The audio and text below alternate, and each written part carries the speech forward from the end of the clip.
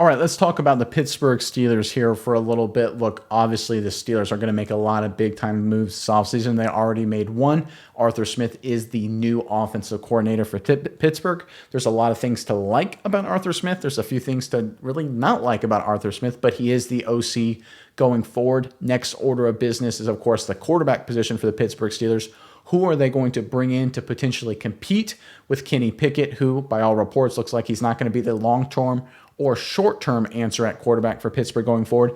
And we've got two news stories highlighting exactly where Pittsburgh is looking and one area they're not looking to address the quarterback position. Let's get into these reports and we'll talk about it more on the other side. This is according to SI.com. The first report, the Pittsburgh Steelers are looking for veteran competition this offseason, signing another quarterback to compete with third-year first-round pick Kenny Pickett. One option that has emerged is former Tennessee Titans starter Ryan Tannehill, who is believed to be on Pittsburgh's radar. According to NFL Network insiders Tom Pelissero, Mike Garafolo, and Ian Rappaport, the Steelers are expected to make Ryan Tannehill one of their top targets this offseason after they hired his former offensive coordinator, Arthur Smith. All right, so it looks like the Steelers are going after Ryan Tannehill. Logically, there's some things to like. We'll go into that. But, is it the right answer long-term? A lot of question marks there. But what was potentially an option, medium and long-term, was getting Mason Rudolph back on Pittsburgh. It looks like that won't happen. Leads us into the second report. NFL Network insiders Tom Pelissero, Ian Rappaport, and Mike Garafolo, three guys who evidently hang out together all the time, recently wrote Rudolph has his sights set on something new in 2024. Rudolph, who will be a free agent next month, has indicated he's interested in a fresh start after 6 seasons with the team that drafted him in the third round in 2018. All right, look, a lot to take in there, Pittsburgh fans, and evolving the quarterback position. Before we take a really deep dive into this, I want to ask you guys in the comment section below to give me another position group the Steelers need to focus on upgrading. Obviously, quarterback is the priority, but there are some other needs on this team. Give us another position group the Steelers need to upgrade in the comment section below. All right, so first things first, let's talk about the Ryan Tannehill target going after him.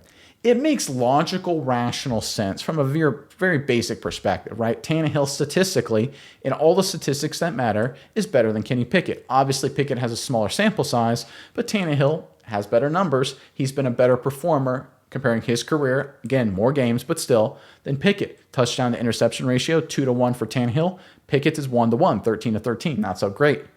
Ryan Tannehill's yards per passing attempt is well over 7, solid. Kenny Pickett's is about 6.3. That's pretty terrible. Ryan Tannehill's passer rating about 91, solid.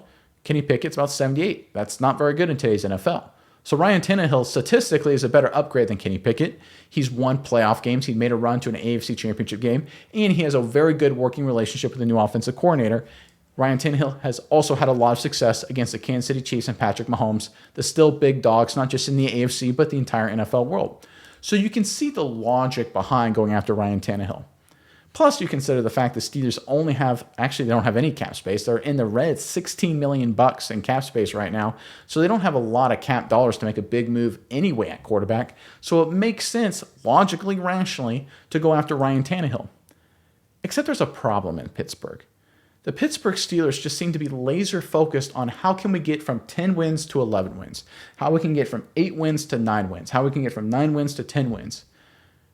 This is a team that hasn't won a playoff game since 2016.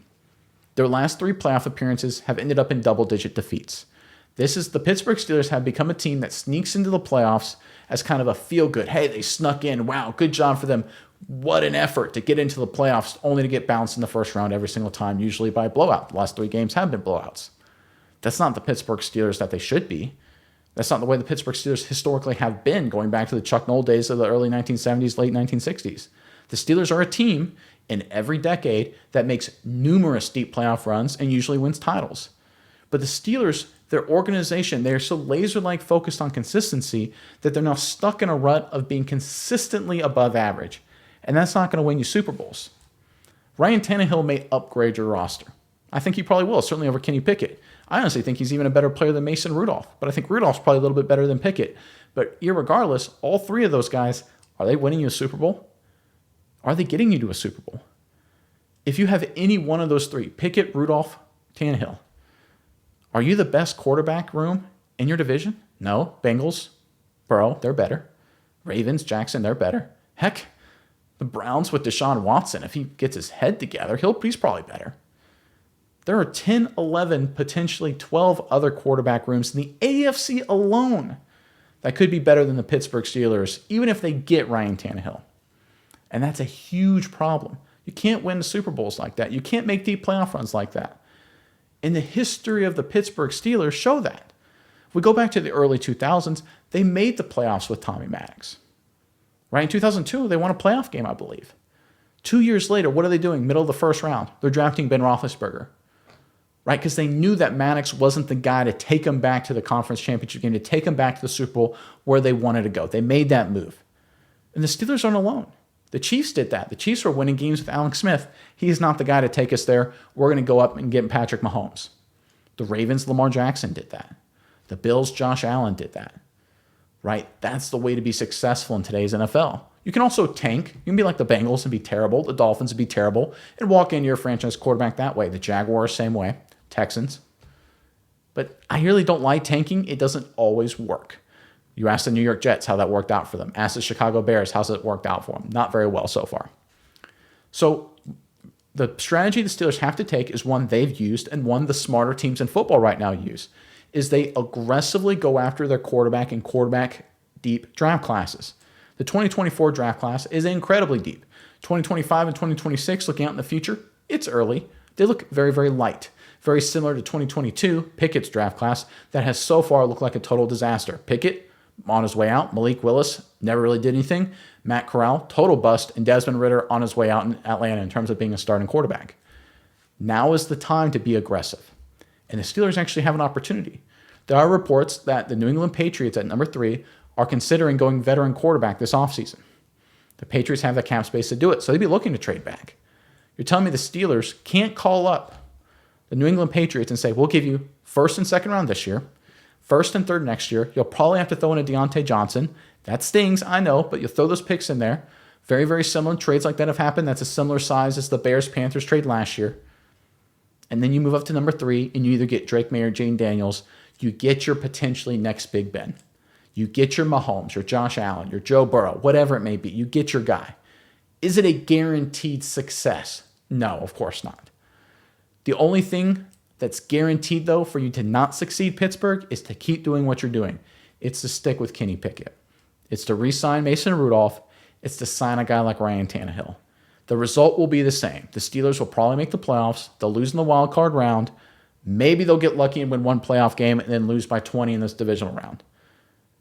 That's what the Steelers will be if they stay their course they're on right now based on these two reports. But if they take advantage of this opportunity, and I think there's a chance they do, it's a small chance, but I think Omar Khan is starting to change his thinking a little bit. If they change their thinking and aggressively go into the top 3, which an opportunity is there, they have a chance to turn this team around back to the team that it should be. The team making it to the AFC Championship game. The team making it to Super Bowls. The team winning championships. It starts with being aggressive. It starts with going after your next franchise quarterback. And it starts with taking advantage of this quarterback-heavy draft class. It's going to be tough. The Steelers normally don't do it. They've got a chance to do it, and I think they should. We'll see if they do it or not. I believe Khan can do this. I really, really do. I think he's a smart guy. I think he can see the writing on the wall. Time will tell if they do it, but based on these reports, I would be concerned if I'm a Pittsburgh fan that we're going to get more of the same. But I'm going to hold out some hope here for Steelers, and I believe Steelers fans, you guys almost deserve this. You're one of the best fan bases in football. If they do the right thing and aggressively go into the top 3, we could be looking at 2026, 2027, a few years from now, as the Steelers once again being one of the top teams in the AFC.